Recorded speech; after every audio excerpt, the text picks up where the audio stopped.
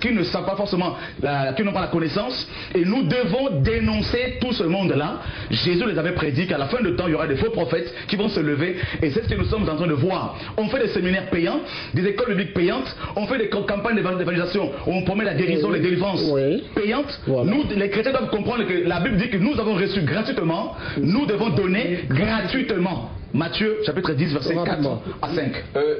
Je souhaitais qu'on ne perde pas de vue le terme qui a été donné. Parce que l'argent dans l'église. Oui, mais l'argent étant dans l'église, son rôle dans l'église de Dieu.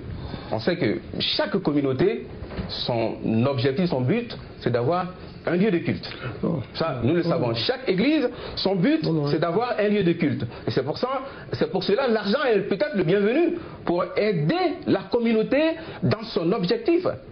Est-ce que vous comprenez? Est-ce que c'est biblique? C'est ça. Mais demandez à ce que l'église de Dieu collecte de l'argent pour avoir des réalisations. C'est biblique, oui. Mais si vous voulez, le verset biblique, donnez-moi le temps, je vous le donnerai tout à l'heure. Mais vous parlez de l'argent dans l'église de Dieu. Et puis, concernant l'argent, il y a eu le problème de la dîme qui a été avancée. La dîme que le peuple de Dieu avait mis en place, le frère a donné le verset dans le livre de Nombres au chapitre 18. Il s'agissait en fait combien de dîmes? De 2 dîmes dont Nombre parle. Vous avez dépassé le temps, hein? Nombre chapitre 18. La première partie parlait des dons. Les dons à Aaron qui était le souverain sacrificateur. Et donc les dons à Aaron, et ces dons-là, Aaron devait prendre une partie, la première partie, mais pour Dieu. Il devait adorer Dieu avec. Et la deuxième partie de ces dons qu'on appelait les dîmes, aux Lévites. Les Lévites qui sont dans le service de l'Église. Les Lévites qui sont dans le service du culte, enfin de l'église, de l'entretien de l'église de Dieu. Voilà ces 2 aspects que nous avons dans le livre de Nombres. Mais l'église de Dieu, c'est important que l'on donne de l'argent, pas pour entretenir quelqu'un, parce que moi qui vous parle là, je suis de l'église Aris, je travaille, j'ai ma fiche de paye que mon employeur me donne, et puis après nous revenons à l'aspect de l'entretien de l'église. Ce que l'apôtre a dit à juste titre, hein, c'est lorsque nous avons une vision, Dieu amène une provision. Et l'homme de Dieu doit être le modèle, il doit être le leadership, il doit prendre son propre argent pour déjà commencer à entretenir sa vision et ramener les âmes en allant pécher.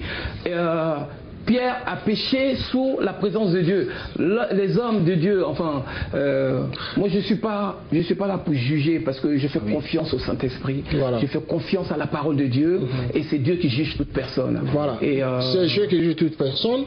La sœur, vous allez conclure avec moi rapidement parce qu'on va aller à la fin de l'émission. D'accord, merci. Par rapport à... Vraiment, l'émission, elle est bonne, mais on n'a plus assez de temps pour développer ce sujet qui a rendu, vraiment, nous espérons, ce sujet, au fait, aujourd'hui, a permis à beaucoup d'enfants de Dieu de sortir de leur appel. La Bible me dit qu'on ne peut pas servir de maître, on ne peut pas servir Dieu et servir maman. Quand on met l'accent sur l'argent dans l'église, ça nous pousse directement à servir maman. Bon, moi je ne parlerai pas dans ce sens-là, je dirais ceci. Arrêtons de ramener les chrétiens dans la loi. Nous sommes déjà dans la grâce. Jésus a inauguré pour nous l'année de la grâce, il a dit. Et nous devons vivre sous la grâce comme cela a été dit par Jésus.